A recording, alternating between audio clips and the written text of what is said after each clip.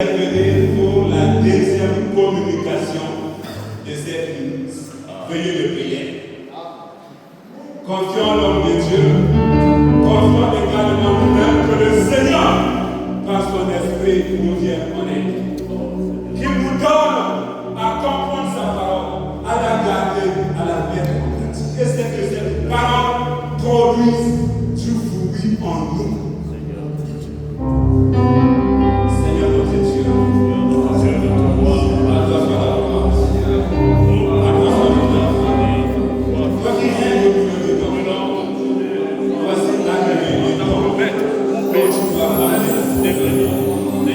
Seigneur, merci pour la première communication. Nous travaillons dans le cœur. Tu parles pour l'enseignement spirituel. La deuxième communication.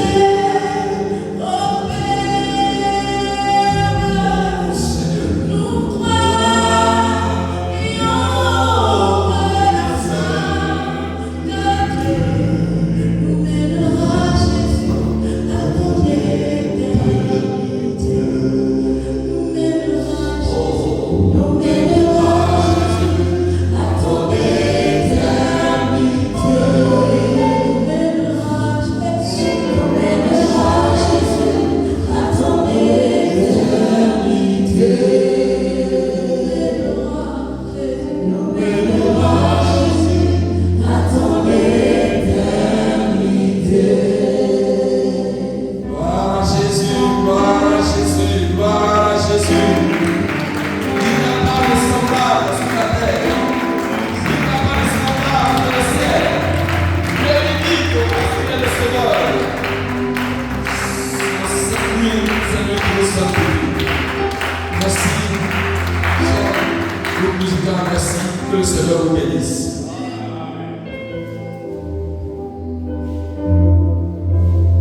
Comme nous l'avons déjà annoncé,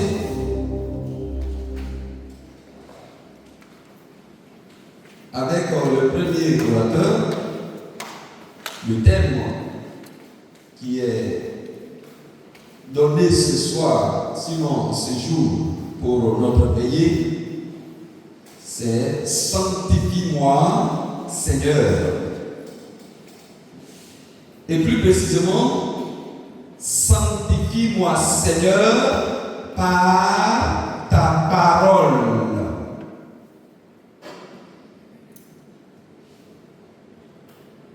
Sanctifie-moi, Seigneur, par ta parole.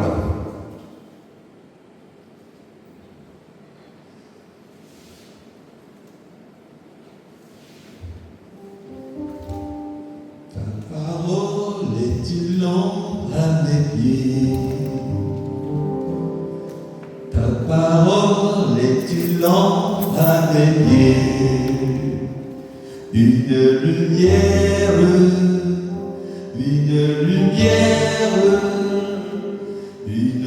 lumière sur mon sentier. Alléluia.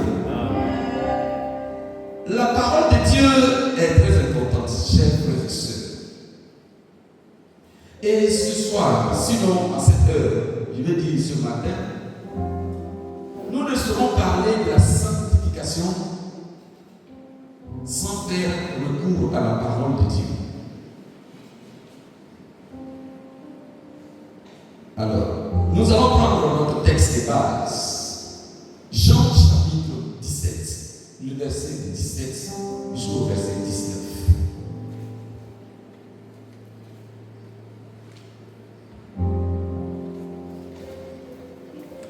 Jean chapitre 17, le verset 17 à 19. Oui.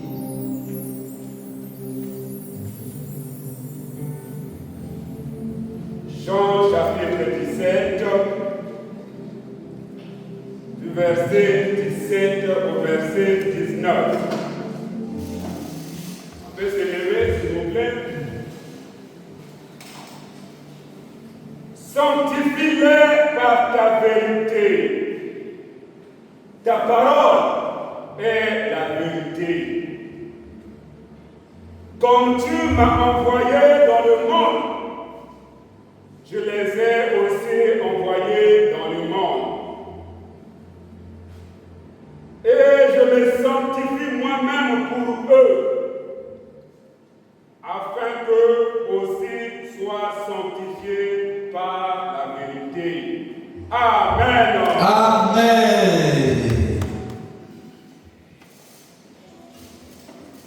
Dans ce court passage, la prière de notre Seigneur Jésus-Christ, il dit que le Père doit sanctifier les disciples, ceux qui étaient avec lui. Vous savez qu'il était à sa dernière heure, à ses derniers jours. Donc il est en train de les recommander au Père. Donc les disciples là étaient déjà choisis, ils sont déjà apôtres. Ils ont entendu quand même quelques bonnes paroles. Je peux dire même qu'ils sont presque prêts à être jetés dans le monde, comme il a dit. Maintenant, que signifie cette prière? Sanctifie-les par ta vérité. Ta vérité est la parole. La parole est la vérité. Donc on peut dire, on peut remplacer vérité là par la parole. Donc la prière peut être équivalente. Père, sanctifie-les par ta parole. On est d'accord, monsieur? Donc on est d'accord que les disciples que Jésus avait laissés sur la terre, Jésus sait que eux, ils doivent être sanctifiés par la parole de Dieu. Première hypothèse. Deuxième, il dit lui-même Jésus, moi-même, je me sanctifie. C'est vrai ça? C'est vrai ça? Il dit, et je me sanctifie moi-même pour eux. Je me sanctifie. Jésus se sanctifie pour qui? Pour les disciples. Bon, le Père doit les sanctifier. Jésus lui-même doit se sanctifier pour eux. Afin que eux aussi soient sanctifiés par la vérité. Or, la vérité, c'est la parole. Comprenons bien le principe.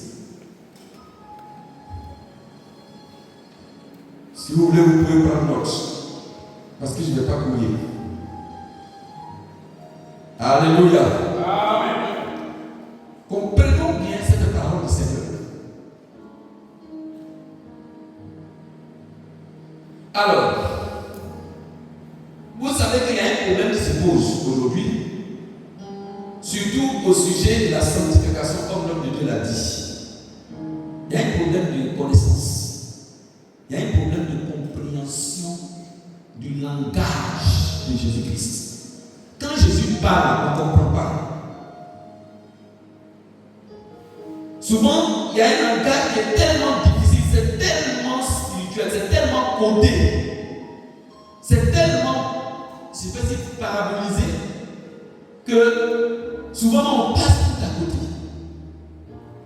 La sanctification, effectivement, aujourd'hui, beaucoup de croyants parlent de la sanctification, mais souvent, c'est de manière abstraite. C'est-à-dire, ils n'arrivent pas à avoir des mots ou des termes justes pour parler de la sanctification. Ça fait qu'on reste souvent dans une atmosphère de parole. C'est très théorique. C'est théorique. C'est comme si on n'arrive pas à appliquer l'enseignement. Voire ça devient trop légaliste. C'est-à-dire qu'il y a trop de lois dedans. Comme si ne fais pas ceci, ne fais pas cela. Alors, quand tu ne feras pas ceci, tu ne feras pas cela, pour eux, tu es en train de te sanctifier. Maintenant, comprenons le Seigneur. Comprenons bien ce qu'il a fait dire. Donc, cette défense de la sanctification, c'est seulement des règles extérieures. Ne pas faire ceci, ne pas toucher cela. Il y a d'autres aussi qui la considèrent comme inutile. Est-ce que la sanctification, vraiment, est-ce que c'est utile? Ils ne voient pas son importance. Surtout ce que Jésus dit. Nous devons être sanctifiés par la parole. Ça signifie quoi? Est-ce qu'on comprend ça même? Est-ce qu'on voit son importance dans notre vie? Frères et sœurs, on est ici là. Sanctification que Jésus est en train de demander pour les disciples là. Est-ce que tu vois son importance dans ta vie? Madame, toi tu es malade, tu es en train de chercher guérison. Tu es chômeur, tu es en train de chercher travail. Tu es célibataire, tu es en train de chercher mariage. Sanctification par la parole de Dieu là. Quel est son sens pour toi? Quelle est sa signification? Est-ce que ça a un rôle? Est-ce que c'est utile? Est-ce que tu comprends ce que ça signifie? Or, si nous n'avons pas compris cette parole, nous sommes passés à côté de la plaque. C'est-à-dire l'essentiel est raté. Ta vie de croyant est inutile. Tout ce que tu es en train de faire là, ce n'est que du superflu.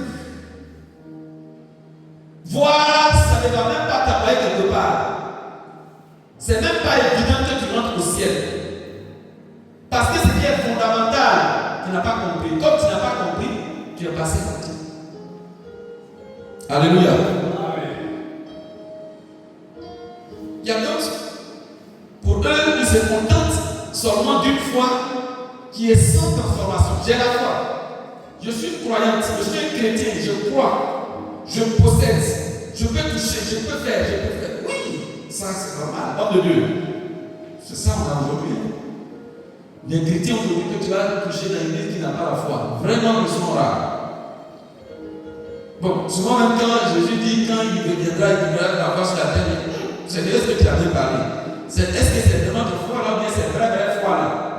Bon, c'est qu'est-ce qu'il y a foi qu'on raconte. Peut-être que c'est pas vraie foi. Sinon, mon Dieu, les chrétiens aujourd'hui croient, hein?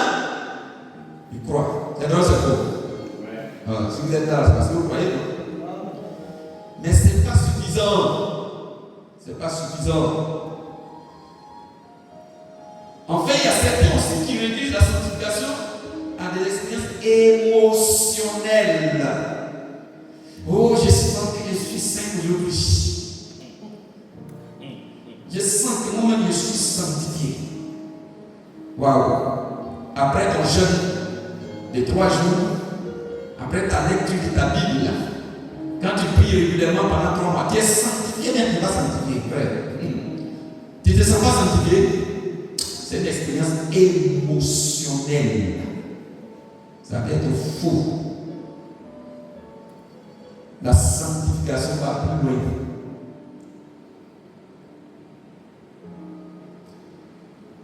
Donc, je vais te dire, ta sanctification qui n'a pas de fondement de la parole de Dieu est inutile et vaine.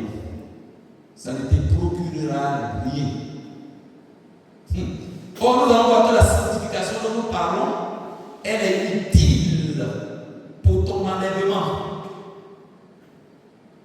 C'est comme la foi. Tu n'es pas dit que je crois comme ça en Dieu et tu n'es pas fondé sur la parole de Dieu. Cette foi-là est inutile. Donc ici, la sanctification dont nous allons parler, elle tire son fondement dans la parole de Dieu. Elle est opérée par la parole de Dieu. Nous allons voir, si Dieu le permet pas aujourd'hui, que la sanctification s'opère par le Saint-Esprit. Là où nous allons comprendre ce que ça signifie. On dit que nous sommes sanctifiés par le sang de Jésus-Christ. Nous allons voir aussi ce que ça signifie. Mais aujourd'hui, on dit que nous sommes sanctifiés par la parole de Dieu.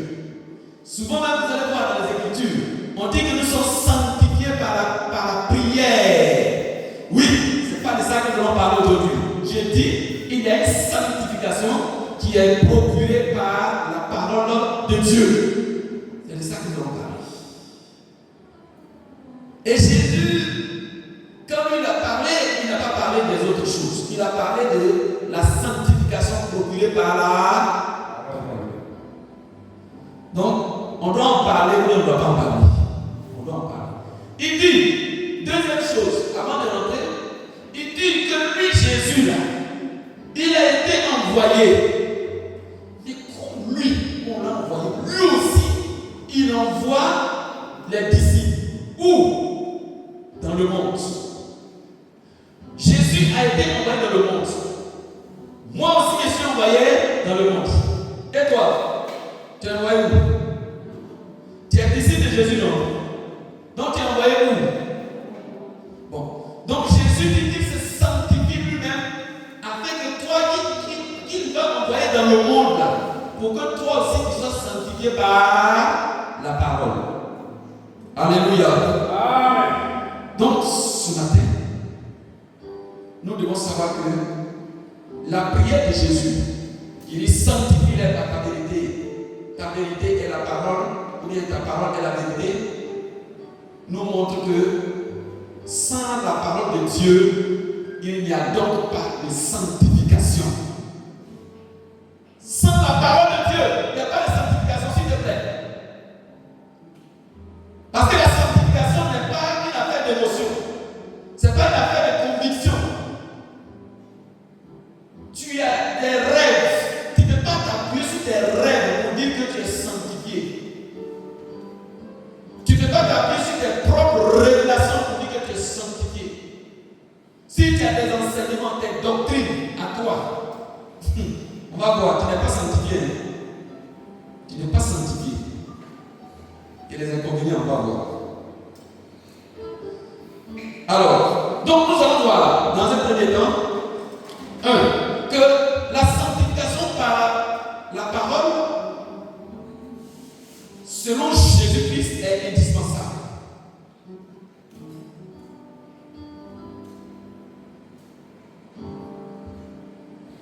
C'est indispensable.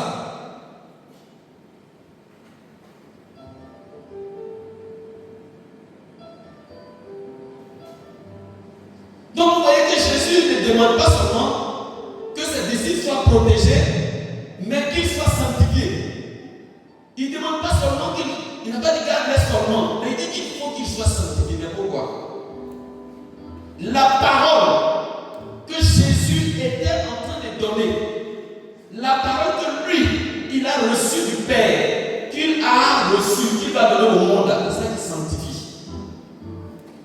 Frère, la parole de Dieu est comme la nourriture qu'on met dans une assiette. Souvent là, on prend l'assiette là et puis on jette le nourriture là. Et puis on pense que l'assiette qu'on a là, c'est ça qui va nous rassasier. Non, non, non, non. Je viens te dire que c'est très nécessaire. Pourquoi? On va prendre rapidement 2 Timothée chapitre 4, le verset 3. Vous allez voir qu'il y a un danger. Frères et sœurs, nous sommes menacés. Nous sommes menacés.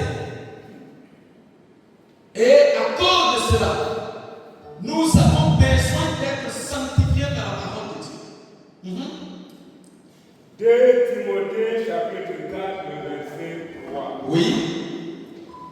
Car il viendra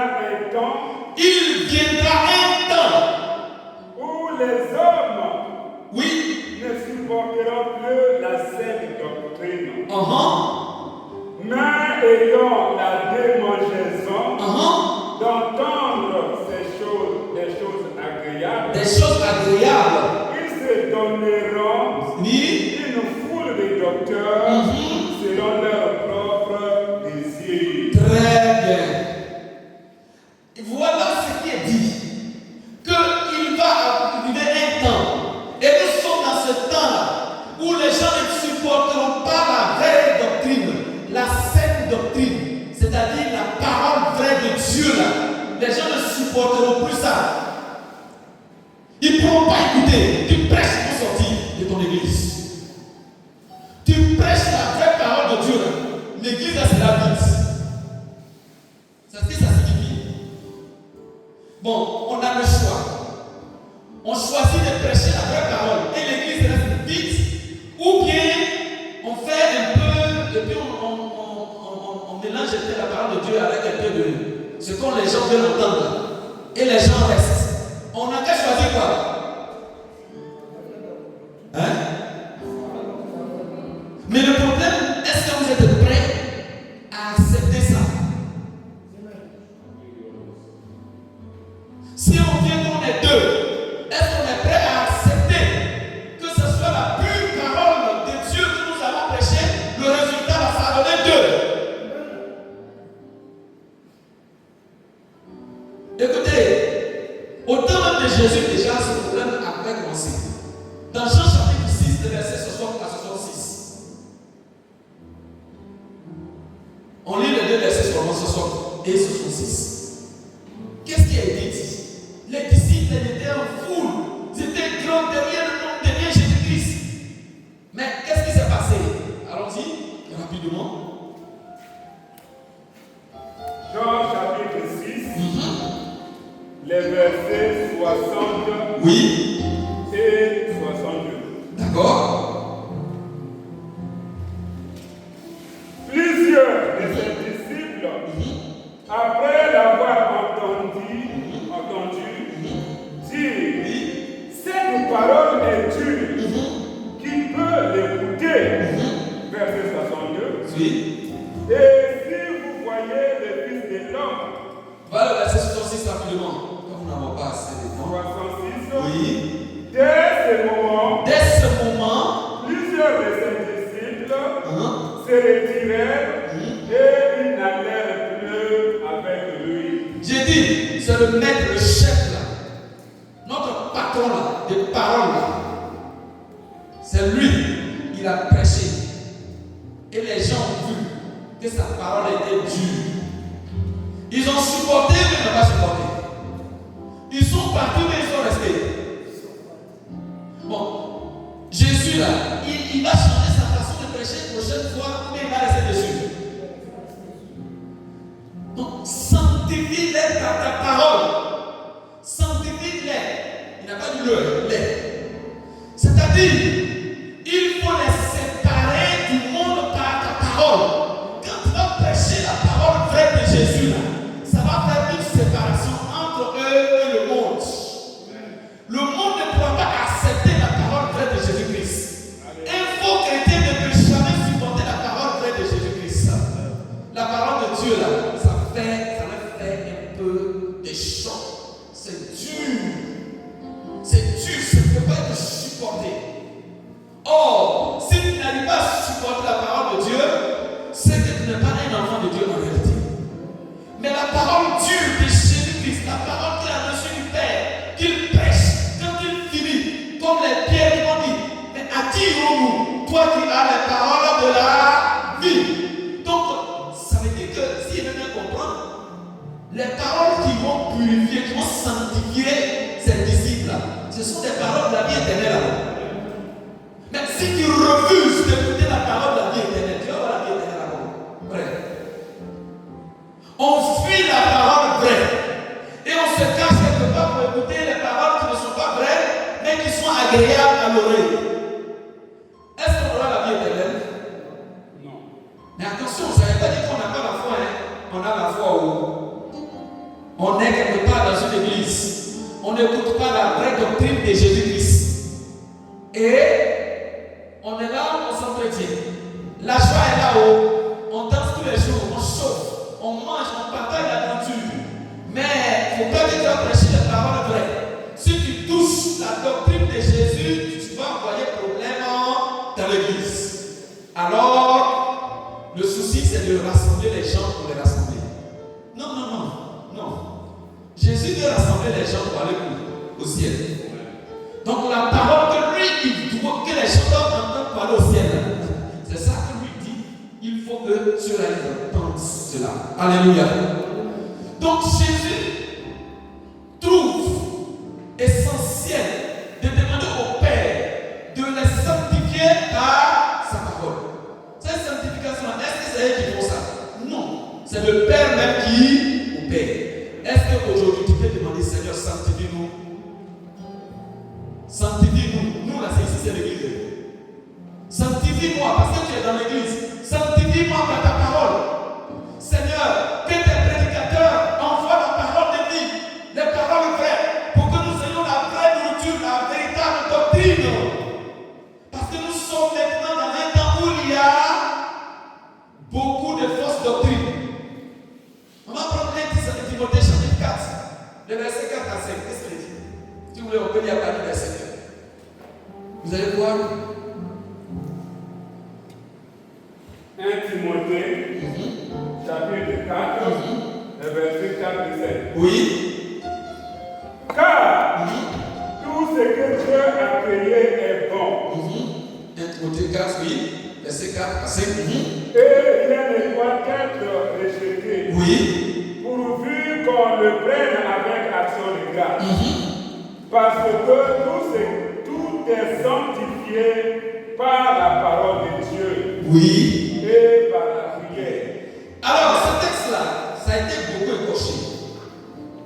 On a l'impression que la parole, c'est elle qui va sanctifier la nourriture qu'on va manger. Donc, c'est pour ça que souvent, quand les gens prient, avant de manger, sanctifie ses plats. Et puis, ça vient de sanctifie ses plats au nom de Jésus. Comme on dit, c'est par la prière, non, il a sanctifié comme ça. Maintenant, quand on dit le plat est sanctifié par la parole, comment tu as fait ça? Fais hier voir. Tu as sanctifié le plat par la prière. Sanctifie ça maintenant par la parole de hier voir. Vous voyez, non? Et pourtant, si ce passage dit que le plat est sanctifié par la prière et non par la parole, ça veut dire que on doit pouvoir appliquer. Non. Le passage dit, toi, tu es sanctifié par la prière. Que ce n'est pas la nourriture que tu vas manger là qui va te sanctifier. Ou bien ne pas manger. C'est ce que le Seigneur dit. Qu'est-ce qui souille l'homme? Est-ce que c'est ce qui rentre dans la bouche là qui le souille? Mais c'est ce qui sort, non? Donc la nourriture là, c'est pas ça qui va sanctifier quelqu'un. C'est la parole de Dieu là, que tu écoutes là. C'est ça qui te purifie, c'est ça qui te sanctifie. Dans Jean chapitre 15, verset 3, c'est ça qu'il a dit. Vous là, vous êtes purs déjà à cause de ces paroles que je vous ai annoncées. Donc vous comprenez que quand on écoute la parole de Dieu, il y a une purification qui vient. Il y a une intelligence qui vient dans notre esprit. Et cette parole nous amène à prendre le chemin droit de Dieu. C'est la parole qui nous amène à quitter le péché, frère. Bon, qu'est-ce que tu appelles péché? Il y a quelqu'un qui va dire que la chose, ça ne blesse pas la conscience, ça ne blesse pas la morale, non, ça c'est pas un péché. Mais si ça blesse un peu la façon de sentir, de voir, non, là c'est un péché. Eux, ils ont leur façon de définir le péché. Mais est-ce que c'est comme ça Dieu définit le péché? Non, c'est la parole de Dieu qui permet de savoir ce qui est péché et ce qui n'est pas péché. Est-ce que vous comprenez? Donc, vous voyez un peu ce qui a trompé Adam et Ève dans le jardin d'Éden. Quand le serpent est venu pour séduire la femme, c'est par quoi il a passé? C'est par quoi il est passé? C'est la parole. Est-ce que le serpent a coupé un fruit pour donner à la femme? Non. C'est une parole qu'il a donnée. Et c'est cette parole, quand elle a cru en elle, et elle est partie, elle a coupé, elle a mangé. Voilà où le problème est venu. Aujourd'hui, je vous dis la vérité, notre combat, c'est parole contre parole. Notre état, notre façon d'être là, c'est parole. Nous sommes régis par la parole de Dieu. Si nous voyons des chrétiens qui ne marchent pas bien, frère, si nous voyons des gens qui font semblant, ils sont chauds, mais en réalité, ils sont mauvais dans le fond. En réalité, ils ont un problème de connaissance ou de doctrine. Je vous dis la vérité. Ils ont un problème de doctrine. Essayez de rencontrer cette personne. Pourquoi toi tu fumes? Il va te dire, où c'est écrit dans la Bible que fumer là, c'est mauvais? Donne-moi un verset biblique. Voilà ce qui le régit. Comme il n'a pas vu de verset biblique pour dire que fumer n'est pas mauvais, donc il fume. Vous comprenez, non? Mais pourtant, il a la foi. Les autres écritures là, il peut s'appuyer dessus pour faire une démonstration. Donc, ce qu'on est là, ce qu'on fait là, on est ce qu'on a appris. C'est la parole qui nous a fait ce que nous sommes. C'est pour ça que la doctrine est très importante. On ne peut pas dissocier notre comportement de la doctrine de Jésus-Christ. Ça, c'est je sors un peu peut-être, je reviens. Qu'est-ce que Jésus veut dire? Sanctifie-les par la parole.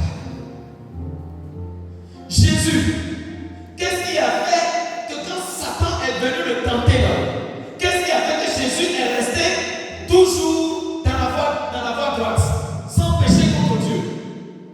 Parce que s'il avait écouté la voix de Satan et qu'il avait voulu transformer les cailloux en pain pour manger, est-ce que vous savez que c'était un péché? Oui, parce qu'il y a une parole qui dit que l'homme ne se nourrira pas seulement de pain, mais de toute parole qui sort de la bouche de Dieu. Et c'est exactement cette parole-là qu'il fallait utiliser ce jour. Mais si Jésus n'utilise pas cette parole, qu'il fait autre chose, il pêche.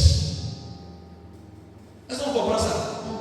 Donc, Jésus là, c'est la parole qu'il a pris pour tenir ferme le jour que Satan lui a rendu visite. Mais toi, quand Satan te rend visite, c'est quoi tu prends pour tenir ferme? Il y a des gens, il y a plein de personnes aujourd'hui qui sont traînées par les doctrines étrangères. Oh, mais non, ça c'est, qu'est-ce qu'il a enseigné là? Regardez, j'étais le nom de la personne qui a commencé à dire que la polygamie est autorisée dans la Bible. Donc le chrétien peut être polygame. Écoutez, son église est remplie. Hein. C'est avant qu'elle a commencé. Même si vous voyez le temple, d'après les gens, il a déposé. Les gens qui sont remplis en un temps record. Mais qu'est-ce qu'ils cherchent? C'est pas la vraie parole de Jésus, ils cherchent. Et ils veulent un endroit où quelqu'un va leur dire, tu peux être chrétien et puis avoir plusieurs femmes. Voilà, ça marche. Tu peux être chrétien et puis tu vas boire. C'est la même personne. Tu peux être chrétien et puis tu vas boire. C'est pas un problème. Tu peux être souffler, tu peux être bourré. C'est pas un problème. Et puis, on est rempli, on est là-bas. Tu n'es pas sanctifié. La parole que tu écoutes là, ça t'a rendu impur. Est-ce que vous savez que quand tu écoutes la mauvaise doctrine, est-ce que vous savez que ça peut rendre rebelle? Ça peut rendre quelqu'un rebelle. Donc la vraie doctrine, c'est elle qui réglemente le comportement de quelqu'un. Donc si tu n'as pas la vraie parole, je suis désolé, tu vas la perdre ici. Tu vas la perdre ici. C'est pour cela que notre grande activité, on est concentré sur la parole de Dieu. On cherche à expliquer de toutes les manières possibles la parole que Jésus nous a laissée pour que les gens comprennent exactement ce qu'il veut. Alléluia. Amen.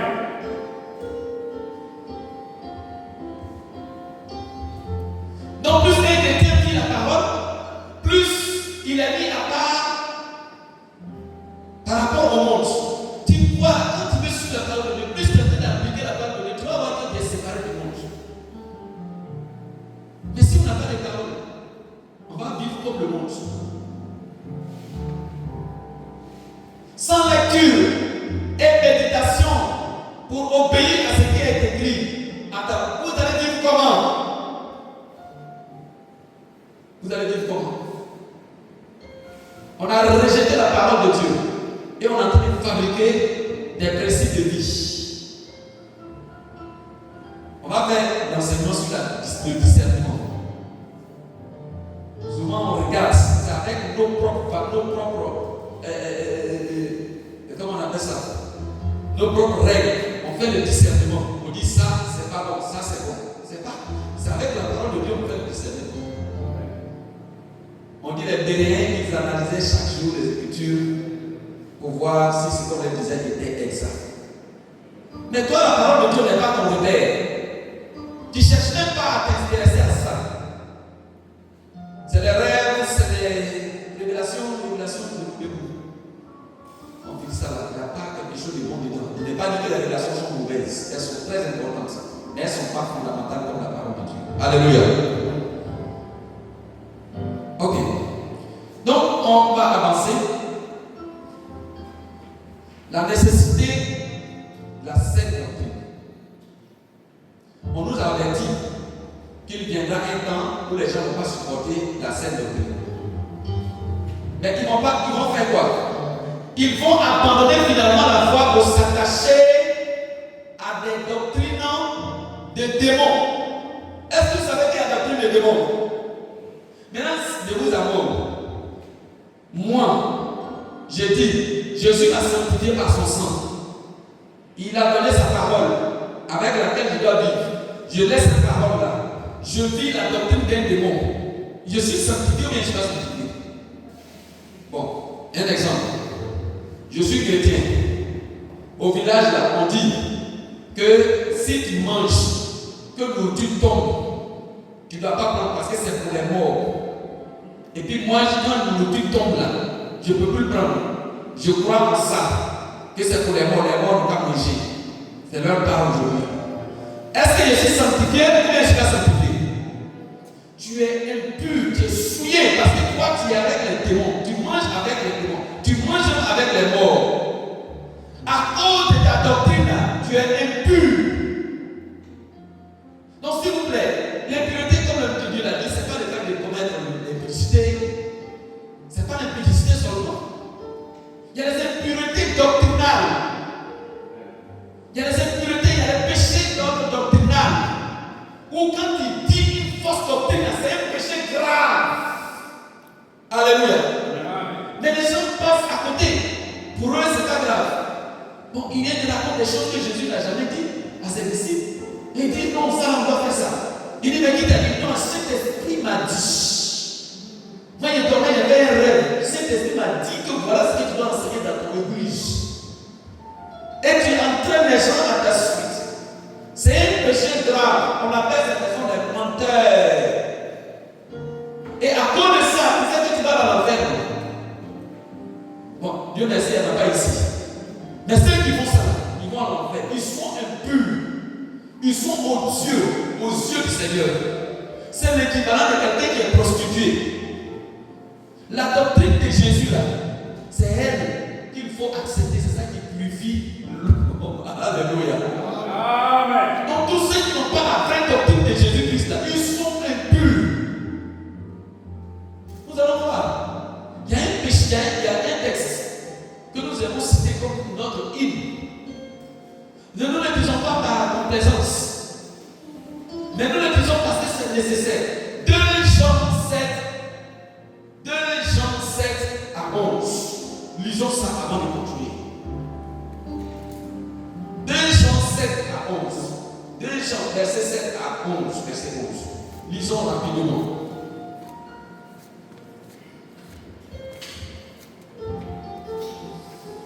Jean, verset 7 à 11. 2 Jean, Verset 7 à 11. verset 7 à 11. 7 à 11, oui. 7 à 11. Oui.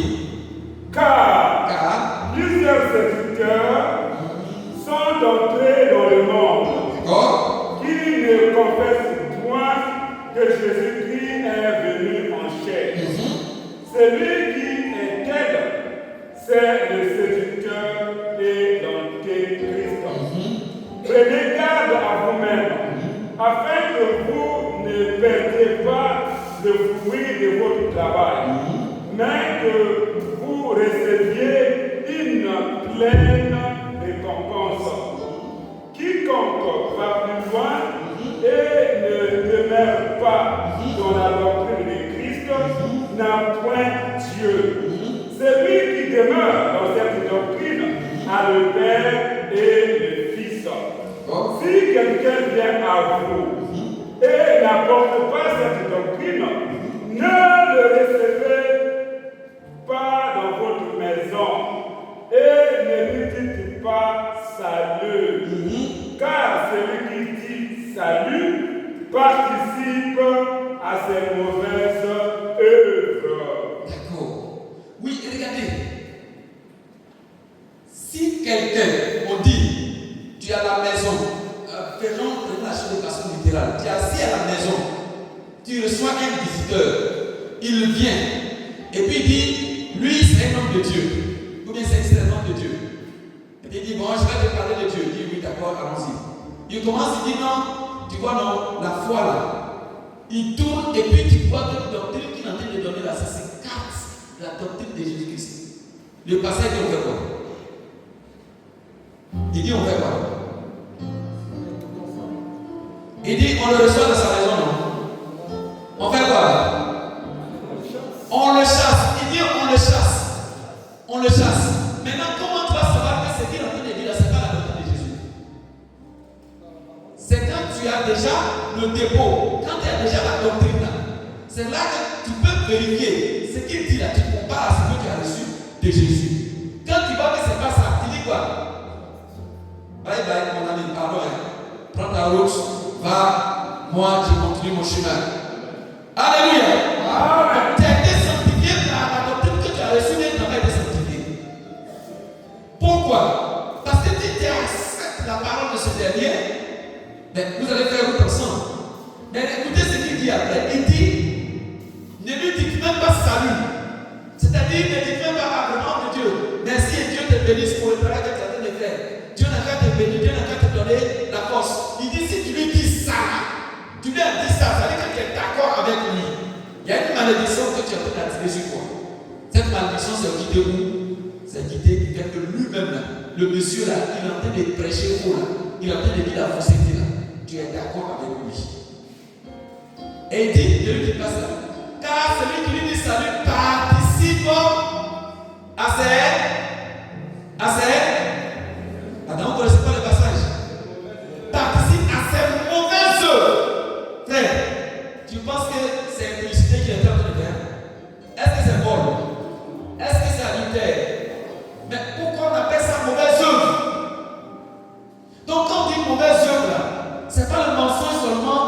dire, oh, j'étais de l'autre côté, alors que tu n'étais pas là-bas. C'est pas ça. Mauvaise œuvre, il y a un enseignement faux dedans. Donc la parole qui n'est pas la parole de Jésus, là, si tu prêches ça, c'est une mauvaise œuvre. Et ça dit la malédiction de Dieu sur toi. Ça dit la malédiction de Dieu sur toi. Et aujourd'hui, beaucoup d'églises sont versées dans ce sens-là. Ce n'est plus la parole vraie qu'on prêche. Alléluia. Amen. Donc, homme de Dieu, vraiment aide-nous. C'est pour ça que nous nous sommes arrivés. On veut être à 99,99% de l'exactitude de la parole de Dieu. On ne veut même pas passer un peu à côté. C'est que ça va nous coûter. Nous savons ce que ça va nous coûter. C'est vrai ou c'est vrai? Oh, les gens ne vont pas nous aider. Ne va prêcher. Alléluia. On ne sait pas nombreux. Ne va prêcher. Oui. On va prêcher. Les bancs seront vides. Jusqu'à ce que les enfants de Dieu, là, on les retrouve. Parce que les enfants de Dieu sont là. Eux aussi, ils sont en train de chercher la parole de Dieu. Je cherche une église où on prêche la parole de Jésus. Elle cherche, il cherche, il ne va pas trouver. Mais le jour qui va rencontrer cette église, alléluia, il va dire voilà cette église. C'est elle qui le cherche. C'est celle-là qui le cherche. Et quand elle est entrée dans cette église, et c'est fini, cette personne-là, elle se trouve à l'aise. Vous savez que l'esprit de Dieu que nous avons là, quand tu dis la vérité, l'esprit est content. Et puis tu es à l'aise. Même quand tu n'as rien là, tu es content. Oh, tu es content. Alléluia. Quand tu n'as rien, tu es heureux parce que tu as retrouvé la vérité. Parce que notre joie, comme l'homme de Dieu, ce n'est pas la richesse naturelle qui donne la joie. La joie vient du ciel. C'est vrai ou c'est faux? C'est l'esprit de vérité qui nous donne cette paix-là intérieure. Il dit, je vous donne la paix. Non pas comme le monde la donne, mais la paix qui est au ciel là. Alléluia. Quand quelqu'un n'a pas mangé, mais il est en paix. C'est de ça qu'il est question. Et même là, ça se repose sur la vraie parole de Dieu. Donc une fausse doctrine est une mauvaise œuvre. Et ne nous blaguons pas. Une mauvaise œuvre, c'est ça qui souille. C'est la mauvaise œuvre, c'est ça qui souille. C'est ça qui fait de nous le caractère, façon qu'on voit là. C'est ça qui fait. Attends, tu as dit qu'on peut prendre une pour faire des guérisons. Mon huile là, moi je vais prendre une de piton. Une c'est une non. Bon, je vais prendre une de bois, serpent, anaconda, et puis je fais mon miracle. Tu dis que c'est une non. Bon, on t'a dit de fabriquer une. Bon, moi je prends le parfum que je veux. Je prends l'huile que je veux. Bon, comment on applique? De toute façon, je vais faire là, je vais faire des prières dessus là. C'est quelle prière toi tu vas faire dessus pour que ton huile là devienne une huile spéciale et puis sera une prière qui est utilisée pour guérir les gens. C'est un problème. Mais tu deviens féticheur sans te rendre compte. Parce que dans la loi de Moïse, il y a la règle. On a donné la façon de fabriquer l'huile d'onction. Et comment on va utiliser ça? Mais pourquoi tu utilises ça pour faire autre chose? Qui t'a donné l'autorisation de faire ça? Qui t'a dit que l'huile d'onction de l'Ancien Testament, là, que toi, un seul particulier, tu peux posséder ça sur toi? Si tu as pris ça pendant cette année, on te l'a pris. Il y en a, ils prennent l'huile aujourd'hui, ils mettent ça dans la nourriture. Donc il dit l'huile d'onction, là, tu mets ça dans la nourriture. Si tu as mal au ventre, prends un peu, mets dans ta sauce, bois. Prends un peu sur ton ventre. Si ça te fait mal, tu vas voir ça partir. Qui vous a dit qu'on fait ça? C'est une pratique qui est dangereuse. Ça fait que tu es souillé. Tu ressembles à féticheur. Tu vois pas? Tu vois pas? Tu as ta façon de faire là. Tu vois que ça fait un peu fétiche, non? Il y a une, dans la ville où on est quitté pour venir ici, là. Elle est prophétesse. Elle pour guérir. Elle prend l'eau. Quel que soit ton mal que tu viens avec, elle te dit va le payer l'eau. L'eau là, ça fait 5 bouteilles comme ça. Et puis, elle peut dessus. C'est l'eau là qui va te guérir. Il n'y a plus rien d'autre. C'est comme ça que Jésus t'a dit de faire des gens. Jésus a dit imposez les mains aux malades. Et les malades seront guéris. Et si tu ne peux pas faire ça, laisse. Tu dis Seigneur, moi je n'ai pas la foi que ma sainte main là, j'ai posé ça sur la tête de quelqu'un pour que quelqu'un soit guéri. Mais laisse ce côté-là. Pourquoi tu veux changer ça? Parce que tu veux faire ce qui t'arrange. Tu es souillé à cause de cette pratique-là. Alléluia. Amen. Donc la sanctification n'est pas seulement le fait de rechercher la pureté sexuelle. Ce n'est pas le fait de rechercher seulement la pureté alimentaire. De faire un régime alimentaire. Là, voilà, je suis pur. Ce n'est pas un régime de prière. Non, tu fais jeûne sec de 3 jours. Là, la sanctification, c'est propre. Non, il ne faut pas confondre l'intimité avec la sanctification. Le rapprochement que tu as de Dieu, ça peut se créer, mais ça n'a rien à voir avec la sanctification d'abord. Alléluia. C'est la parole là qui te met à part. C'est elle qui te fait sortir du monde. Après, quand les apôtres ont prêché le jour de la Pentecôte, là, qu'est-ce qu'ils ont fait? Ils ont décidé de faire quoi? De quitter quoi? Le monde pour venir à qui? À Dieu. Et ils se sont fait baptiser ce jour-là, nous savons c'est bon. Bon, depuis ce jour-là, ils appartiennent à Dieu, mais ils n'appartiennent pas à Dieu. Bon, c'est par quoi ils ont pu être détachés du monde pour être à Dieu. C'est pas la prédication. C'est pas ça. On dit qu'ils sont sanctifiés par la parole. C'est ça la question. Aujourd'hui, quand nous finissons de prêcher là, les gens ne quittent pas le monde, mais ils sont dans le monde et ils sont dans l'église. Bon, est-ce que la parole qu'on a donnée là, c'est vraie parole là? C'est ça le problème. Parce que tu as dit que non, si tu viens dans l'église, tu peux continuer à vivre la vie que tu as là-bas. C'est pas grave. On va faire une rééducation morale. Non, attends. Le christianisme, c'est pas une affaire de rééducation morale, s'il te plaît. C'est une affaire de transformation spirituelle. Et la transformation spirituelle vient à partir de la parole de Dieu. C'est pour ça que Jésus-Christ dit les paroles que je vous ai dites sont esprit. Et parce qu'elles sont capables de transformer le cœur d'une personne. Elles sont capables de faire changer le cœur de quelqu'un. Et comme l'homme de Dieu a dit, c'est cette même parole qui met l'amour de Dieu dans ton cœur. Et quand cet amour déborde, tu dis non, je ne vais pas trahir mon Dieu. Et ça va me permettre de quitter même la vie de péché. C'est comme ça que le chemin est fait. Alléluia. Donc au départ, on a la parole de Dieu. La vraie parole de Dieu. Mes frères, est-ce que vous prenez une mauvaise graine, vous mettez ça dans la terre, est-ce que ça va germer? Ça ne va jamais pousser, non? Bon. La parole de Dieu, c'est comme une graine qu'on met dans la terre. C'est parce qu'il a dit dans Matthieu chapitre 13, il dit une semaine est sortie pour s'aimer. Une partie de la semence est tombée où? Le long du chemin, épineuse. Qu'on appelle pierreuse, épineuse, et puis bonne terre.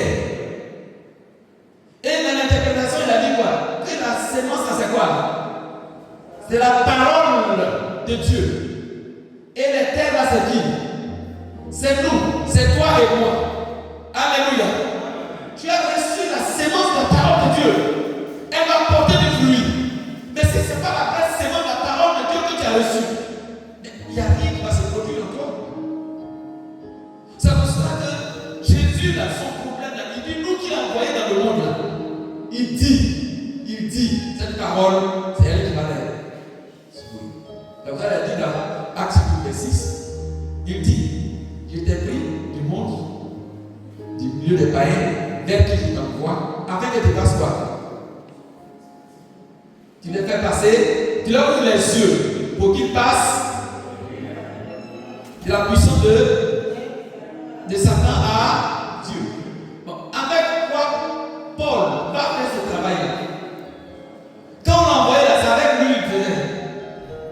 Il prêche, Paul prêche la parole, la vraie parole, il prêche la parole vraie. Et puis les choses se détachent.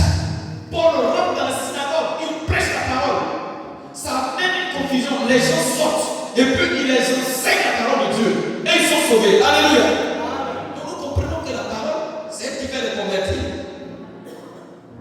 Nos églises, il n'y a pas de convertis parce qu'il n'y a pas de vraie parole.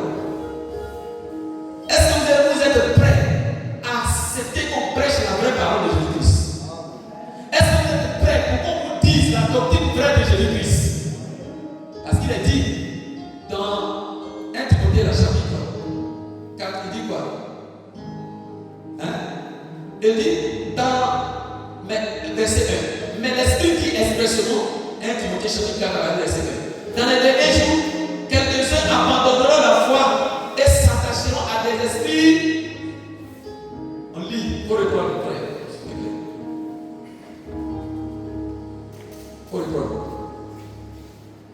1 Timothée, chapitre 4, verset 1. Oui.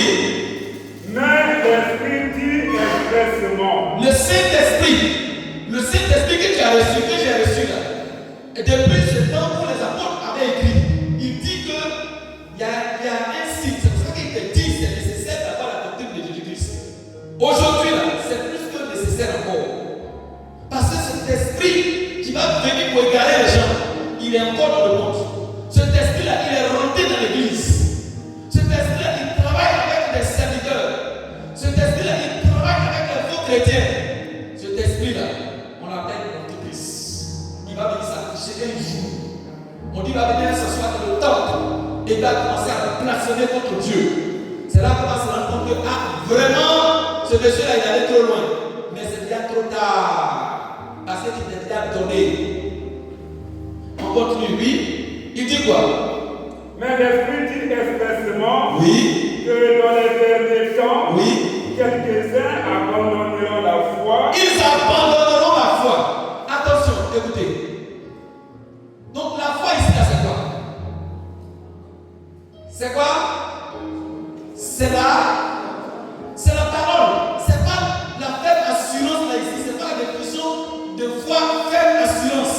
Ici, foi égale à parole de Dieu. Nous sommes sauvés par la grâce. Éphésiens chapitre 2, le verset 8 jusqu'au verset 9. Il dit nous sommes sauvés par la grâce, par le moyen de la... Nous l'avons vu ici. Voilà un autre aspect de la foi. Que la foi, ce n'est pas une simple croyance, c'est-à-dire une faible assurance simplement, mais c'est aussi doctrine. Donc nous sommes sauvés par la doctrine, mais nous sommes sauvés par la doctrine. La doctrine là, égale la foi ici. Malheureusement, certains vont abandonner la foi vraie là, qui peut sauver là, et ils vont s'attacher avec quoi? À des esprits séducteurs. À des esprits séducteurs. Attendez. Aujourd'hui, nous avons une définition de l'esprit séducteur. On pense que l'esprit séducteur, c'est un esprit qui rentre dans l'église. Et puis maintenant, quand il y a quelqu'un, la personne commence à s'habiller mal. Et puis maintenant, on dit, c'est voilà l'esprit de séduction. Je les appelle. Non, tu vois, non, de toute façon, généralement, c'est les filles même qu'on voit. Qui t'a dit que l'esprit séducteur, ça ne va pas aussi dans l'homme? Il y a des hommes qui sont dans l'esprit de séduction. Si c'est dans ce sens-là, les hommes aussi sont séducteurs. Ils peuvent être attaqués par l'esprit de séduction. Ils peuvent incarner l'esprit de séduction. Mais attention ici, là, ce n'est pas affaire de péché de sexe. Ce n'est pas affaire de péché de sexe. C'est affaire de doctrine. On appelle séducteur ici celui qui donne des enseignements faux. Quand tu écoutes, tu as l'impression que c'est vrai. Jusqu'à il n'y a pas l'aise. C'est un menteur. Il ment. Il ment. Souvent même, quand je te rêve avec les paroles qu'il a dit, ici là. On dit c'est Dieu ou Bible. Toi tu penses que Dieu l'a dit, Dieu ne parle pas, il dit Dieu parle pas. Donc c'est Dieu qui va parler. Quand tu vas aller plus loin, ça vient par là. Est-ce qu'il y a parole dans ça? Prenons Bible. Où ce que tu as dit là? Où ça est? Si tu n'arrives pas à trouver, moi de quoi dans ça? Non. 2 Jean 7, 11 dit que je ne dois pas te recevoir. Est-ce que c'est clair? Ici là, c'est pas avec des sentiments, c'est pas avec des hommes. On est amis, on est camarades là. Donc si tu dis, il y a fait comment? Je suis obligé d'accepter. On est déjà ça.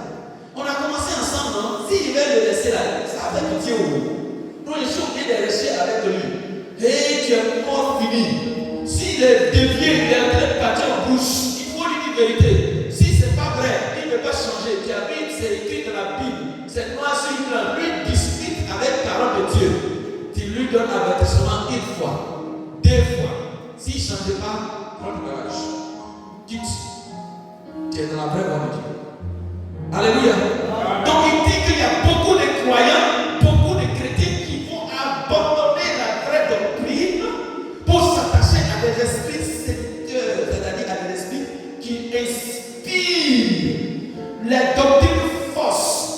De la manière dont le Saint-Esprit inspire la vraie doctrine de Jésus, c'est de la même manière Satan aussi par son esprit inspire les fausses doctrines. Pour faire quoi? Pour faire quoi? Pour égarer, pour souiller, pour tuer. Voilà son rôle. Donc la doctrine là, continue. Et oui. À des esprits séducteurs et à des doctrines des démons. Je vous l'ai dit non. À des doctrines des démons. Mais toi, quand tu regardes, tu ne peux pas savoir que c'est la doctrine des démons. Oh, ouais, le blanc qui est dedans. Quand on a dit de prendre l'huile à voler, de faire des parfums magiques là. Ouais, ce qui est mauvais là. C'est qu'on appelle ça acte prophétique. C'est action prophétique. C'est que l'esprit de Dieu est la dimension que l'homme ne peut pas mesurer. Mais si c'est ça, un jour tu vas venir dire des choses qu'on ne va jamais pouvoir mesurer. C'est pas vrai. C'est pas vrai. Alléluia. Il faut faire attention à ça. On appelle ça doctrine des démons. C'est pas moi qui ai dit, c'est la parole de Dieu. On a lu ça. Il y a doctrine des démons. Doctrine des démons, c'est ce que tu es en train de dire, l'église n'a pas fondement. Il n'y a pas fondement. Mais comment on peut discuter avec ce qui est écrit dans ce dans la Bible? Alléluia. Souvent on va plus loin pour dire non, dis pas non. Ça là, c'est pas de notre temps. C'est après le. Faites très attention. Sinon on va s'égarer, ça c'est dans l'autre. Ok, merci. Alors, regardez maintenant, on va aller à une autre phase. On a lu que Jésus dit qu'il n'a qu'à me sanctifier par la parole. Le Père n'a qu'à me sanctifier par la parole. Mais, est-ce que aujourd'hui, là, on peut parler de ça dans l'église comme les choses de dire? Est-ce que c'est vrai que c'est vraiment la parole de Dieu là qui sanctifie l'église? Est-ce que la parole de Dieu, ça fait sanctifier l'église de vous d'abord? Bon, si c'est pas la parole de Dieu qui sanctifie l'église, c'est quoi qui sanctifie l'église? On va prendre Éphésiens chapitre 5, verset 5 à 6. Donc ici, là, quand on dit sanctifie-moi là, c'est-à-dire sanctifie l'église. Le moi ici, c'est pas toi individu, c'est moi église. Seigneur sanctifie, moi église et JC. Moi l'église qui est composée de ceux qui sont ici là. Seigneur, s'il vous plaît, sanctifie-nous. Jésus sanctifie son église. On lit, lisons. Éphésiens chapitre 5, verset 25 à 26. Éphésiens chapitre 5, le verset 25 Oui. et 26. Voilà. Marie, aimez vos femmes, comme Christ a aimé l'Église, D'accord. et s'est livré lui-même pour elle, afin de la sanctifier par la parole. Non. Afin de la protéger par la parole, c'est ça? Non. Afin de faire quoi? De la distraire par la parole, c'est ça? Mais afin de la par. Donc église là, église de Jésus là. Je dis, je ne parle pas d'église de Marion Barnabé, je ne parle pas d'église de Moïse. Église de Jésus là. Jésus là, il sanctifie sa comment? On est d'accord maintenant? Donc église là, église de là, on sanctifie ça comment? Qui sanctifie ça? C'est Jésus. Donc est-ce qu'on est d'accord qu'on peut crier maintenant, Seigneur sanctifie-nous par ta parole? Est-ce que l'église, on peut dire ensemble, sanctifie-nous, Seigneur, par ta parole?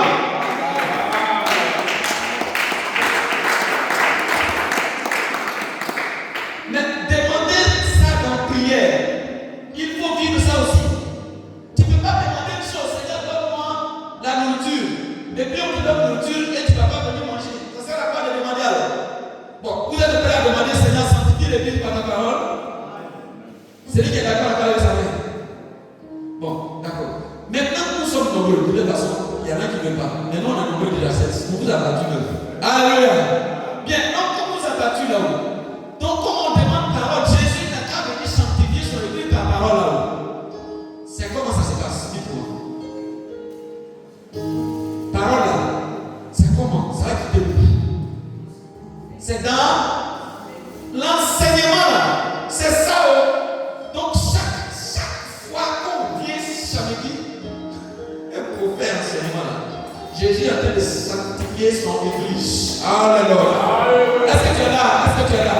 Jésus sanctifie son église à partir de l'enseignement.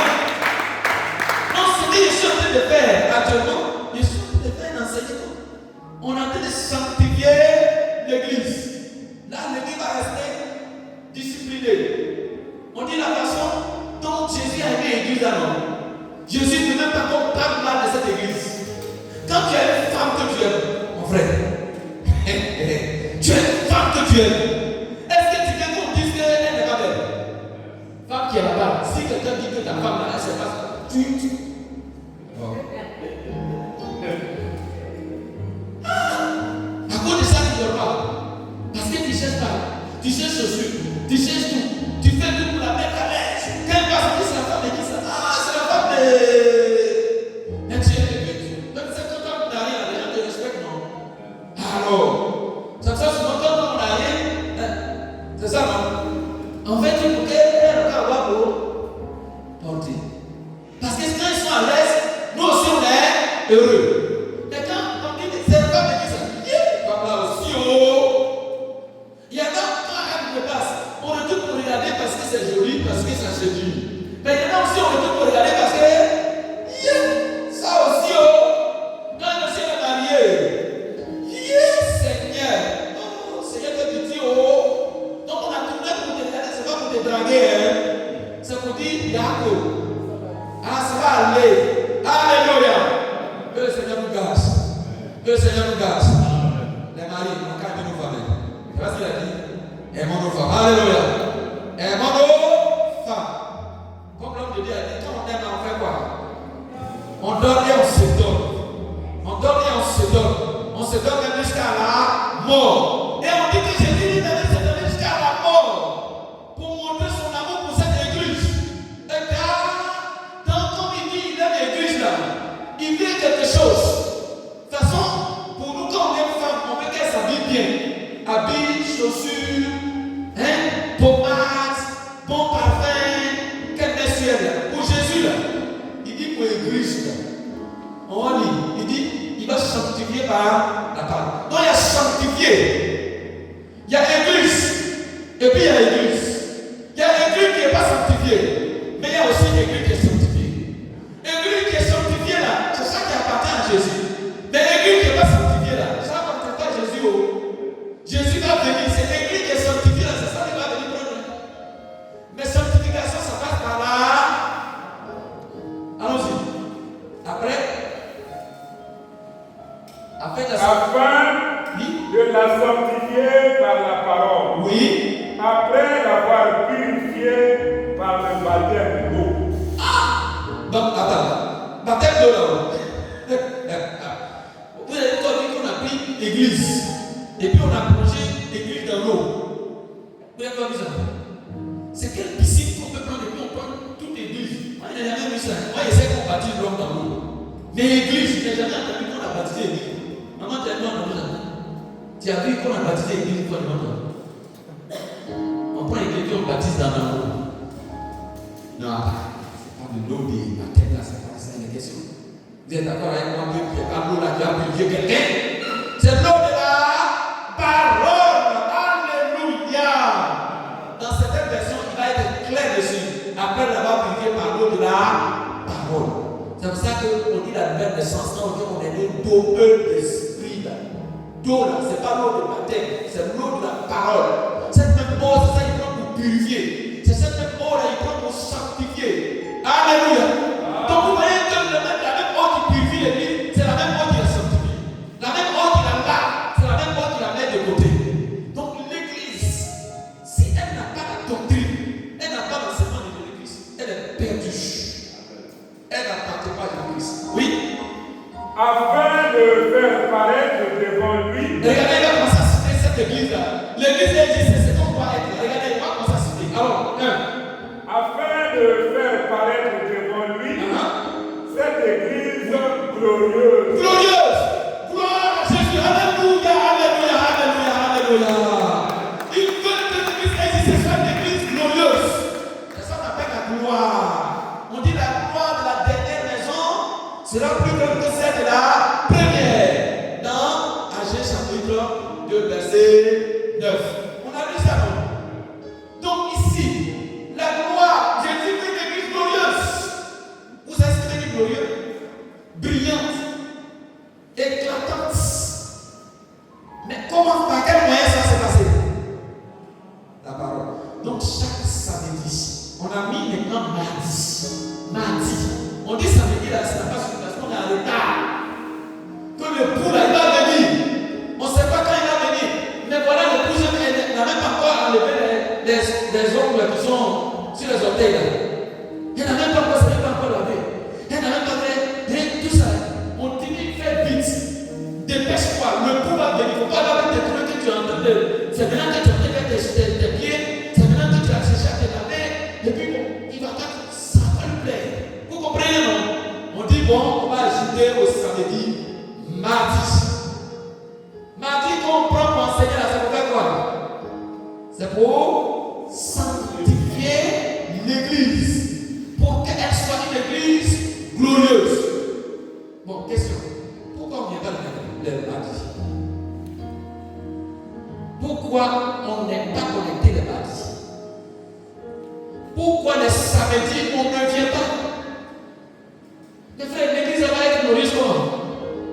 L'église va être sanctifiée comment? Ne vous avez pas. Le monsieur il a dit à partir de l'église, lui il dit c'est par là, ça que lui va sanctifier. Si on veut passer par quelque part, comme l'homme de Dieu a dit, c'est-à-dire il y a des choses là, on ne peut pas changer.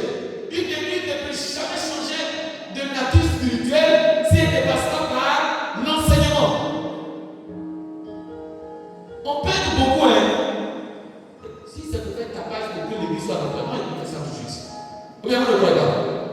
Oh, je vais faire tapage. Mais si c'est pour mentir, pour blaguer les gens, pour venir les blaguer pour les faire ça, moi je ne veux pas faire ça. On ne peut pas faire ça, hein? On peut faire.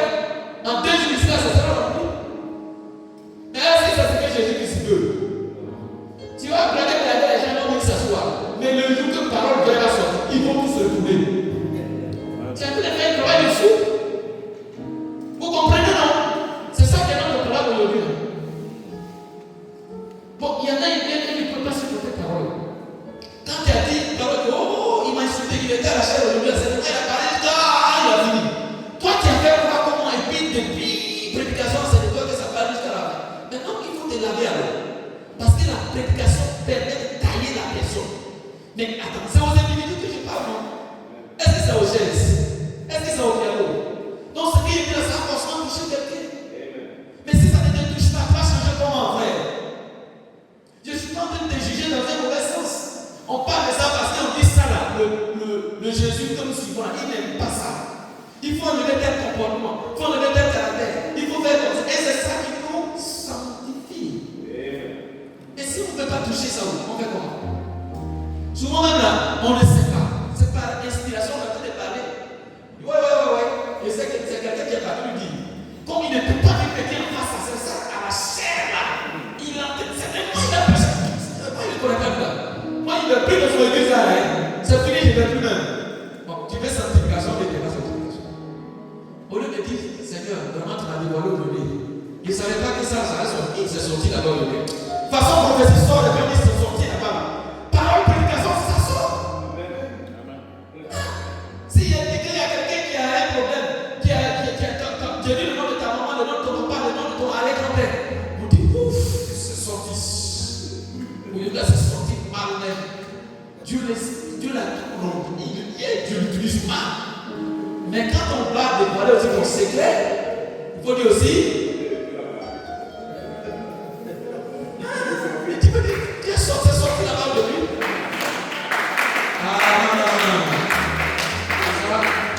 C'est difficile. Alléluia. On continue. Donc, première chose, on met la glorieuse. Oui, comment? Afin de paraître évoluer cette église glorieuse, sans tache. Oh, sans tache. Est-ce que vous comprenez un peu? Il n'y a pas de tache. On a dit que la sanctification, c'est le fait d'enlever l'impureté et puis laisser ça pur pour être utilisé par Dieu. Donc, la parole de Dieu, c'est ça qui enlève les taches là, sur l'église. Oh, on voit les taches là, là c'est ça, comme ça. Mais comment on va enlever ça? Il dit c'est par la parole.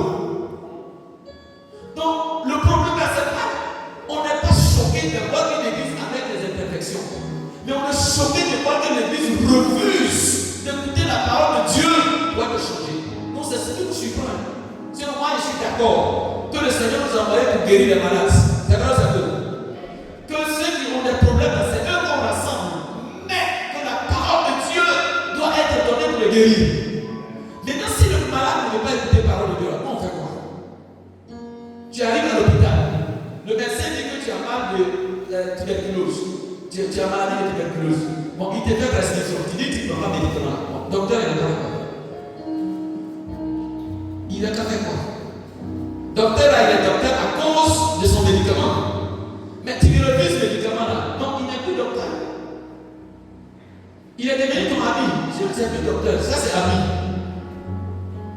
Donc, pasteur, il est pasteur à cause des paroles de Dieu. Écoutez ça très bien. Alléluia. Prophète, il est prophète à cause des paroles de Dieu. Apôtre, il est apôtre à cause de paroles de Dieu. Si on enlève ce côté-là, nous sommes des amis, frères. Oh. On est amis. Oui. Donc il dit que la parole là, c'est elle qui va enlever les tâches. Donc moi, je suis d'accord qu'aujourd'hui il y a des tâches dans l'église. Aujourd'hui c'est sorti là-bas de l'autre côté. Le feu est allumé là-bas.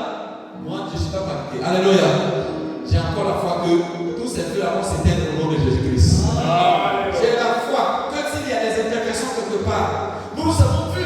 Ça c'est quelle situation ça va dans l'église? Pardon, attrape ton cœur.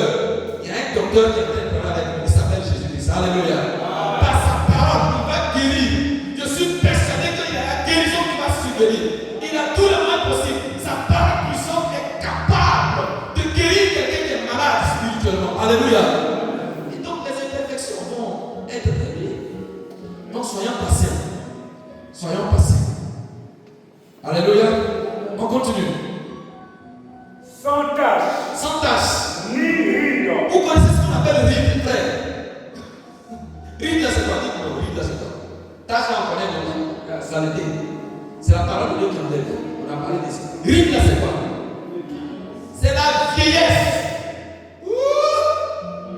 Qui veut que sa femme n'a qu'à devenir vieille? Qui veut que son mari n'a qu'à devenir vieux? Viens là, la vieillesse, on n'aime pas ça. Il y a des gens qui étaient trompés pour la donner la vieille, mais le vieux. Ouh, tu l'as tué. Moi, vieux, c'est moi qui ai accouché ta maman, mais ton papa. Ça a devenu problème. Il faut l'appeler maman, bien pour appeler papa. Là même encore, c'est faut dire monsieur, madame, c'est mieux. Donc soyez prudents. N'appelez pas tout le monde la vieille et le vieux. Sinon, ici, tu vas tomber dans un problème où tu vas pas sur le poste. Alléluia. Parce que la vieillesse, on n'aime pas ça. Mais pourquoi vous prenez l'église de Jésus n'a pas vieilli? Mais ça, c'est vieillesse précoce. L'église est jeune comme ça. Ça ne va pas faire 2 ans. L'église est comme église de 100 ans. Et puis tu vois rire là comme ça. Tu vois dans une la vieillesse là. Oh, on ne fait pas ça. Alléluia. Il y a un anti-vieillissant dans le traitement de Jésus. Dans sa parole, il y a une vitamine. Vitamine qui lutte contre la vieillesse. Et quand cette parole, quand elle est libérée, quand l'église la reçoit, quand elle la mange, quand elle l'utilise, l'église ne vieillit pas. Oh, l'église ne vieillit pas. L'église reste toujours jeune. L'église reste toujours forte. L'église est toujours puissante. C'est ce que ça signifie. Alléluia. Amen. La vieillesse ride, ça veut dire qu'elle est toujours. Si elle n'est pas de vie, ça veut dire qu'elle est puissante. Mais quand on dit qu'elle est ridée, ça veut dire qu'elle a des choses qu'elle ne peut plus faire. Église, tu ne peux pas faire 2 jours de jeûne et de prière. Tu vas faire 3 mois. Et ça, c'est la vieillesse. Bien, vous ne voyez pas. On ne peut pas faire un programme pendant 3 mois intense. Ce n'est pas la jeunesse qui fait ça. Jeune, il a encore la vigueur. Il peut faire marathon. Il peut faire jeûne de 3 jours sans se fatiguer. Il y a des églises où on rentre là-bas.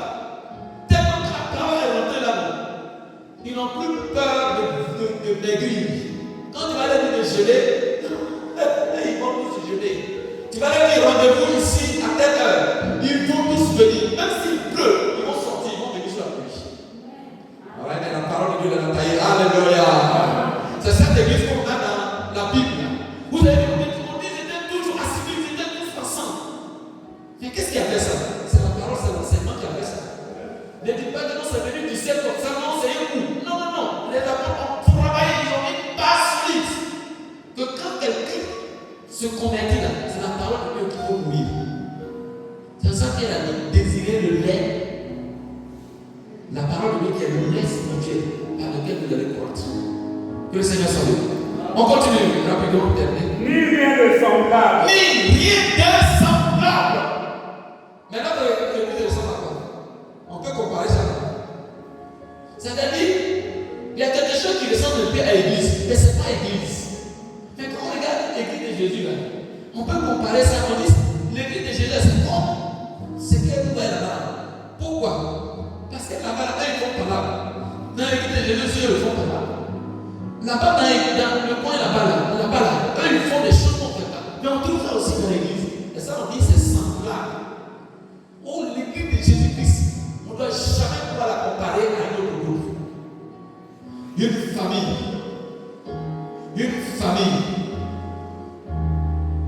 une structure spirituelle et non pas spiritueuse, une structure rattachée à la parole.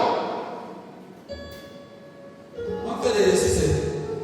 Je suis en train de vous parler pour l'exercice des mémoires de la parole de Dieu. De toute façon, on est parti à l'école et puis on est assis à l'école. Vous avez pris cahier, vous avez posé vos leçons, vous êtes passé de CPI jusqu'à l'université là. C'est pas un péché, bon. Parole de Dieu, on peut bosser ça comme ça, on ne peut pas bosser. On va bosser. Mais ce que je me plais, c'est que vous savez, tout à l'école, il y a des derniers, on l'envoie.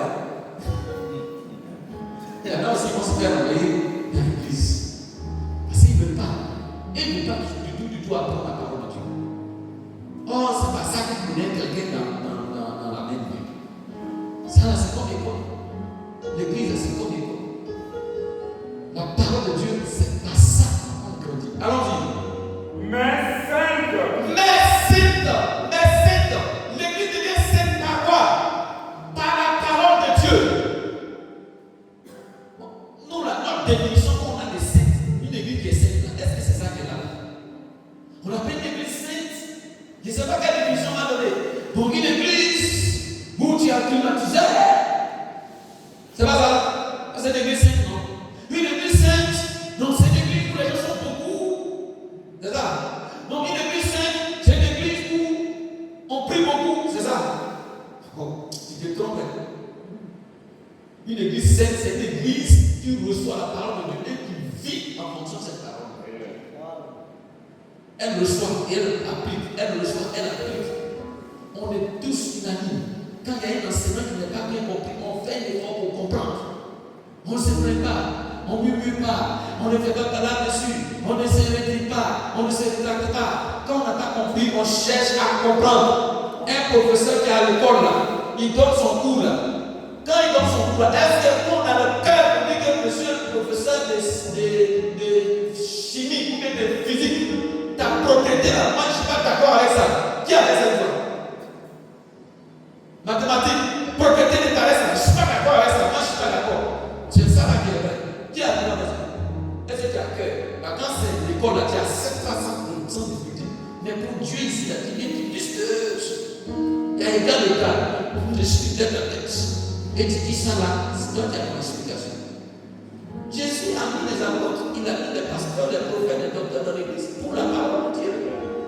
Pour le perfectionnement des saints. En vue de l'œuvre du ministère. Mais pourquoi tu discutes avec eux? On dit, mais donc tu veux t'imposer maintenant. Ce n'est pas imposer, c'est la parole de Dieu qui s'impose à nous.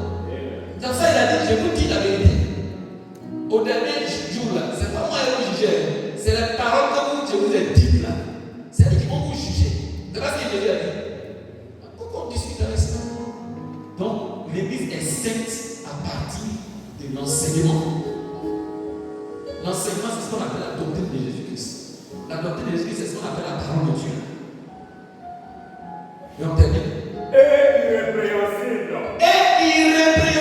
C'est-à-dire que l'église, on ne peut pas la reprendre. Vous comprenez ce que ça signifie? C'est-à-dire qu'on ne peut pas lui reprocher de quelque chose.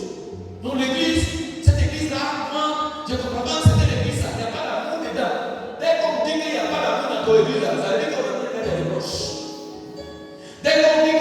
venez dans ton église, c'est-à-dire qu'on a pu faire des reproches. Mais tout ça va être réglé grâce à l'enseignement. C'est pour ça, s'il vous plaît, ayez des cahiers, prenez note. Prenez note. Ça me fait peur. Parce que je ne sais pas ce que vous allez devenir après ça. C'est quel élève qui va à l'école, lui n'a jamais cahier, il n'a pas bic. On fait cours depuis 7 heures, jusqu'à midi, lui n'écrit rien. Le soir, il vient encore, ça soit de 15 heures à 17 heures. Il écrit rien tous les jours. Bon, attends, mes amis. Ton enfant va à l'école comme ça, tu vas acheter ça. Il sort, tu vas au moment, il va à l'école. Où est ton sac? C'est pas la première question s'il n'y a pas de sac. Non, je n'ai pas ça. Mais tu vas prendre quoi pour écrire? Tu vas écrire sur quoi? C'est pas question à poser. Mais nous, on vient à la prière. On vient à l'enseignement. Il n'y a pas cahier. Il n'y a pas bic. C'est pas qu'on ne sait pas écrire ou lire. On sait écrire, on sait lire, mais on ne prend pas. On s'en fout. C'est pas ça? Donc tu fais trop confiance à ta mémoire, à ton intelligence. Ton cerveau, ça te caillou. Alléluia. Oh, c'est ça là qui fait de nous des chrétiens. Est-ce qu'on veut changer? Est-ce qu'on veut changer? Quand on dit Seigneur sanctifie-nous, ça veut dire Seigneur enseigne-nous. Est-ce que vous êtes d'accord avec moi? Seigneur sanctifie-moi, ça veut dire Seigneur enseigne-moi. Enseigne-moi ta parole. Mais si tu n'es pas prêt à te faire enseigner, c'est que tu ne vas pas sanctifier. C'est ce que ça signifie. Maintenant, le dernier point, on a fini. Regardez, on va prendre 1 Thessaloniciens chapitre 5, verset 3. On va prendre maintenant le cas de façon individuelle. Quand il va te sanctifier là, on est tout entier à partir de l'écoute de la parole de Dieu. C'est pourquoi maintenant on fait. Alors, c'est le dernier passage. 1 Thessaloniciens, Chapitre 5, verset 23. Oui. Que le Dieu de paix vous sanctifie lui-même tout entier. Allons doucement. Vous connaissez bien le passage. Mais comme on a donné une autre façon de lire la sanctification aujourd'hui, on est obligé d'aller doucement pour actualiser ce texte-là.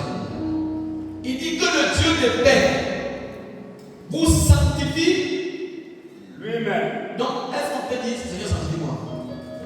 Est-ce qu'on peut dire ça?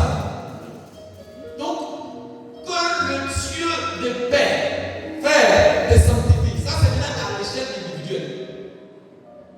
Toi et moi, comme l'homme de Dieu, ce qui me plaît, c'est un homme qui est vraiment. Le premier jour qu'il a rencontré, j'ai dit, c'est un homme qui n'aime pas le mélange. C'est qu'il est là, il affiche. Moi, j'aime ça. Alléluia. Que de vouloir montrer ce que je te veux, tu n'es pas. Et ça finit par sortir. Et quand ça sort là, tu es encore plus grand. Mais quand tu dis déjà ce que tu es, c'est à te moquer encore de moi. Moi, je te dis, voilà ma faiblesse. Si tu es te moquer, c'est ton problème. Nous avons tous besoin de sanctification. Il n'y a pas un seul ici, dans cette salle ici, qui va dire qu'il n'a pas besoin de sanctification. Il n'y a pas un seul.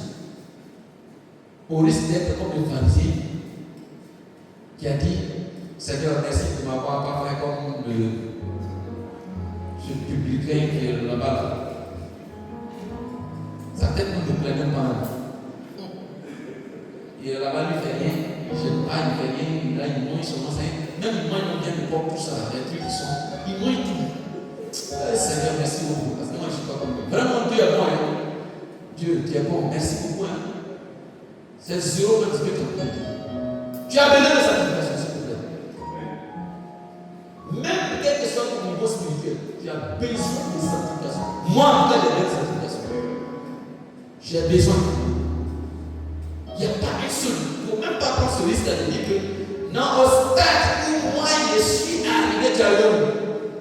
Tu as l'homme. Tu as l'homme. Paul lui dit, il traite durement son corps. Et pas le Paul, non, le grand Paul. Il traite durement son corps. Tu as besoin de sanctification. Et là encore, il demande, comme l'a dit, il va faire. Demande au Seigneur. Paul dit que le Dieu lui-même nous sanctifie. Homme de Dieu, vraiment la mort, c'est pas facile. Qui peut voir le couteau, la vie qui est douce comme ça, et puis va mettre ça dans sa pour rigoler. Mais si pour te tuer là, c'est facile, non? Tu prends le poison, tu mets dans l'eau, puis tu bois, puis tu meurs. Mais il n'y a pas beaucoup qui font ça. Voilà, on dit, bon, il va se pendre. Il met comme là, il regarde. Il calcule. Il avance. Il y a plein qui ont résisté. Tu as tué, on l'a laissé, il va te tuer. Il est parti avec lui, il n'a pas qu'à. Alléluia. Il y en a là, parmi ceux qui te pendent là. Au moment où il va pas revenir, c'est trop tard. Il n'y a plus quelqu'un pour l'aider. Sinon, c'est pour ça que c'est débat. Pourquoi tu te débats? Tu voulais te tuer. Il faut laisser tranquille. Mais ces débats, il pense qu'il va pouvoir acheter. C'est zéro même. Donc pour ces tuer, c'est pas facile. On dit, il faut laisser Jésus venir, il va te tuer. Là, c'est plus facile. Dans ton sommeil, et puis tu piques, et puis tu sens, et puis tu dors. Dors là, tu es mort, et puis tu te réveilles, tu as changé. Alléluia. C'est ce qu'il est en train de dire. Donc Jésus lui-même n'a qu'à sanctifier quoi?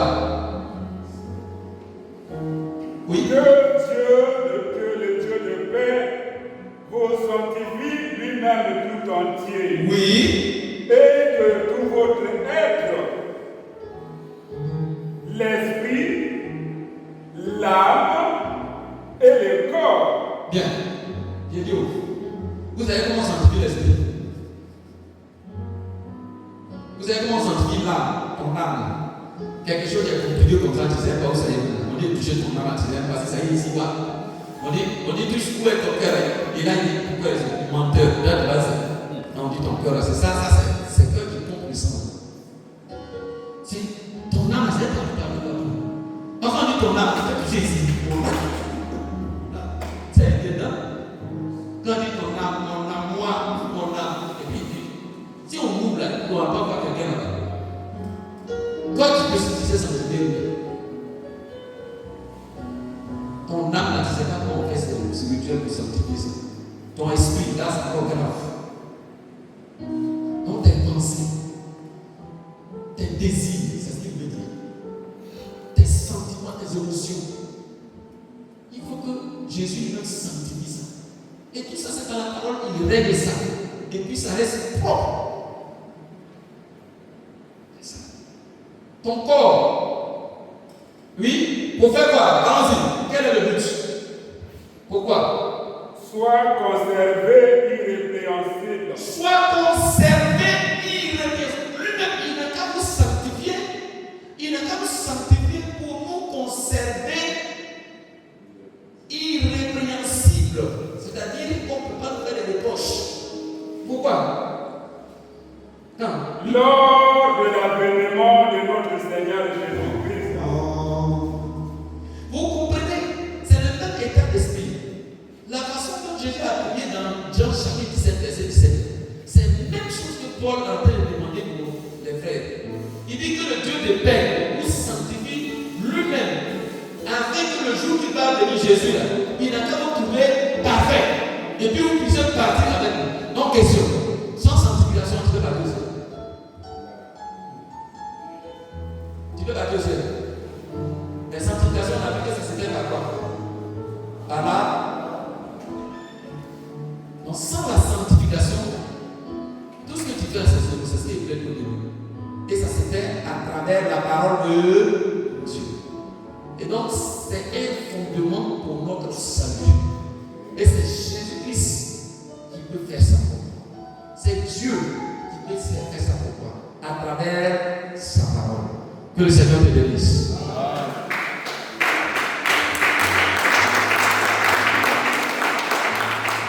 Donc, on va se lever pour prier ensemble. Je vais demander au musical de monter.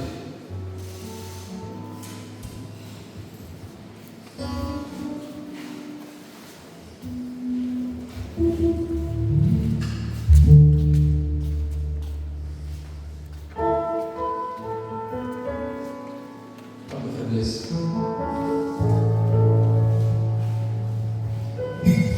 Merci Seigneur.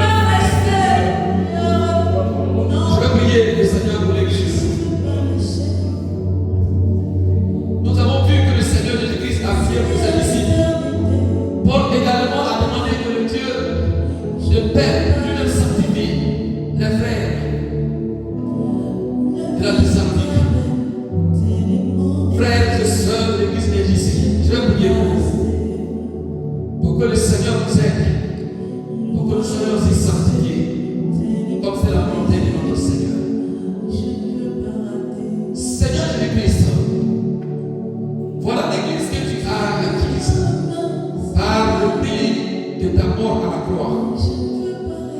Ton amour est si fort. Et je suis persuadé que cette église est pour toi, Seigneur. Tu l'as marqué, Seigneur, par ton amour, par ton esprit. Tu l'as marqué par ton passage. Mais Seigneur, ta parole, c'est elle qui sanctifie. C'est elle qui sanctifie. Que ta parole soit donnée entièrement à cette église. Que ta doctrine soit enseignée entièrement à cette église. Seigneur, ouvre le cœur des cieux. Déverse sur cette église l'eau de la parole. L'eau de la parole. Seigneur Jésus, arrose-la. Arrose-la. Arrose-la, Seigneur. Là où elle est en train de vieillir alors qu'elle est encore bébé, je te prie maintenant, Seigneur, que ta parole efface ses rides. Là où elle est entachée, où elle est salie, où elle a des marques qui ne te plaisent pas, Seigneur, je te prie que ta parole vienne corriger. Je te prie, Seigneur, également, ta parole qui peut la rendre glorieuse, regarde qu'elle est fanée, elle a perdu son éclat, elle est en train de tomber comme une fleur, Seigneur. Je te prie que ta parole lui soit donnée également, afin que, Seigneur, elle retrouve sa gloire. La gloire qu'elle n'a jamais connue, la gloire qu'elle n'a jamais expérimentée. Oh Seigneur, ainsi prépare les enseignements pour ton église. Prépare la bouche de tes serviteurs pour ton église. Prépare les ouvriers. Dispose des apôtres. Dispose des apôtres. Dispose des prophètes. Envoie-les. Envoie, Seigneur, les évangélistes. Envoie les pasteurs. Envoie les docteurs pour le perfectionnement nécessaire pour l'œuvre. Afin que, Seigneur, tu viennes trouver cette église sans tâche, ni vide, ni rien de semblable, mais sainte et répréhensible devant toi. Seigneur,